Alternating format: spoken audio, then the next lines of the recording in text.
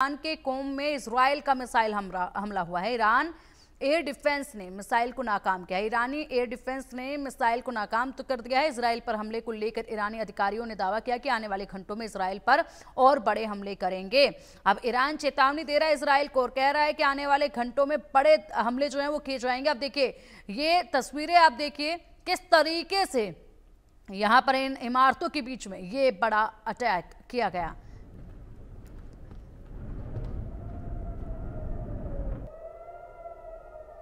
Siren बजते हुए सुनाई दे रहे हैं। लोगों में खौफ है। खुद को बचाने के लिए जदोजहद करते इस वक्त जनता इजराइल और ईरान दोनों की ही नजर आ रही है।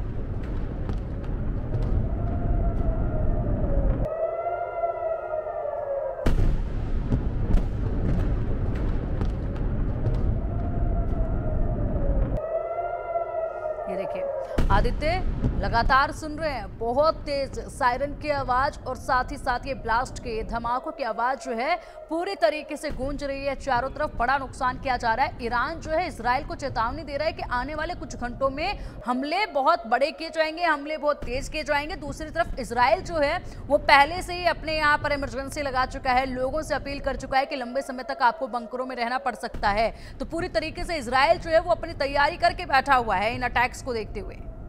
बिल्कुल, इजराइल ने अपने जितने भी लोग हैं वहां पर उनको सारा बंकर में शिफ्ट करा है और पूरा स्टेट ऑफ इमरजेंसी है इस समय, अगर हम इजराइल की बात माने।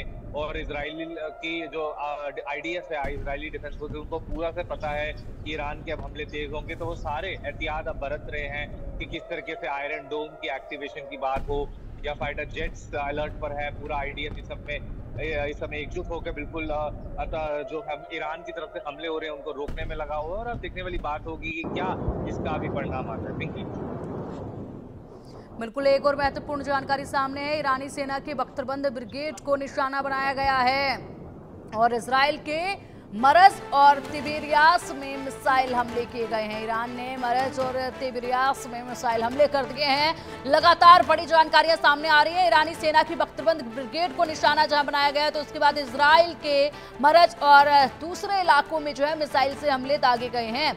यहाँ पर जो प्रमुख निशाना कल भी देखने को मिला था वो यही था, सैन्य ठिकानों को जिस तरीके से नुकसान इजराइल की तरफ से पहुंचाया जा रहा है ईरान में, और इसके साथ ही परमाणु ठिकानों पर जो है जोर देकर अटैक किया जा रहा है। उसके बाद अब बख्तरबंद जो सेना का काफिला था उसको भी निशाना इजराइल की तरफ से बनाया गया ईरान में। लेकिन ईरान ने भी यहाँ पर कई इलाकों में भारी तबाही जो है अब तक मचाई है। क्या कुछ हालात नजर आएंगे आने वाले वक्त में? ये सिलसिला इस तरीके से गोलाबारी का कब तक चलेगा और क्या स्थिति जो है वो ग्राउंड जीरो से अधिक जानकारी आदित्य मिल पा रही है इन अटैक्स के बाद तबाही की? जी, अगर हम इनकी बात करें अटैक्स की, तो ये अटैक्स अब इंटेंसिफाई होने वाले हैं क्योंकि ईरान ने अभी कुछ 100 ड्रोन्स इजराइल की तरफ भेजे हैं, जिनका जो उसमें से काफी सारे इंटरसेप्ट हुए आयरन डोम से, और काफी थोड़े बहुत जो है जो इजरायली डिफेंस फोर्सेस का जो डिफेंस सिस्टम है उसको इवेड करके धमाके हुए हैं। तो कहीं ना कहीं जो सारी स्थिति है रिटेलिएशन होने वाले, दोनों तरफ से रिटेलिएशन अब बहुत स्ट्रांग रहेगी। एक तरफ ईरान रुकेगा नहीं और उसके ऊपर इन हमलों को रोकने के लिए इजराइल भी अपने फाइटर जेट्स को स्क्रैम्बल कर सकता है ईरान की तरफ, और न्यूक्लियर इंस्टॉलेशंस और जो की मिलिट्री इंस्टॉलेशंस है ईरान की, उन पे हमला हो सकता है आने वाले कुछ समय में। बिल्कुल, और परमाणु को लेकर ये चारों तरफ से जो एक प्रेशर है वो बनाया जा रहा है और उसके बाद बातचीत के लिए भी जो है वो कहीं ना कहीं रास्ता निकालते नजर आ रहा है अमेरिका। फिलहाल देखना होगा इसको लेकर के क्या अब आने वाले वक्त में होगा। लेकिन लगातार जो जानकारियां सामने आ रही हैं वो भी बताते हैं। पूर्वी तेहरान के हकीमी इंडस्ट्रियल एरिया में भी मिसाइल हमला हुआ। हमले में इंडस्ट्रियल इलाकों के कई इमारतों में आग लगी है। तो देखिए यहाँ पर पूर्वी तेहरान में भी अटैक किया गया और ईरान की राजधानी है तेहरान, जहां पर ये लगातार अटैक किए जा रहे हैं। और जो टारगेट इस वक्त इजराइल का देखा जा रहा है वो टारगेट यही है कि जितना हो सकता है हर एक अटैक के साथ जो है वो बड़ा नुकसान पहुंचाए। इसलिए चुन चुनकर उन हिस्सों पर ही अटैक किया जा रहा है आदित्य, जैसे इंडस्ट्रियल इलाकों पर अटैक किया जा रहा है, क्योंकि ये नुकसान इतना ज्यादा होगा कि इससे उभर पाना भी लंबा समय लेगा। बिल्कुल पिंकी, अगर आप देखें तो इन अटैक्स से जो वो है उभरना भी मुश्किल होगा, क्योंकि दोनों कहीं ना कहीं इंपॉर्टेंट इंस्टॉलेशंस पे अटैक हो रहे हैं, मिलिट्री साइट्स इंस्टॉलेशंस पे, न्यूक्लियर इंस्टॉलेशंस पर, इंडस्ट्रियल इंस्टॉलेशंस पे। और इस समय ईरान की जो स्थिति है, इकोनॉमिकली काफी वीक है ईरान, और सैंक्शंस भी लगे हुए हैं अमेरिका द्वारा ईरान पर। तो कहीं ना कहीं स्थिति जो है ईरान के लिए अभी अनुकूल नहीं है। हालांकि उधर से इसराइल को पूरी बैकिंग है अमेरिका की।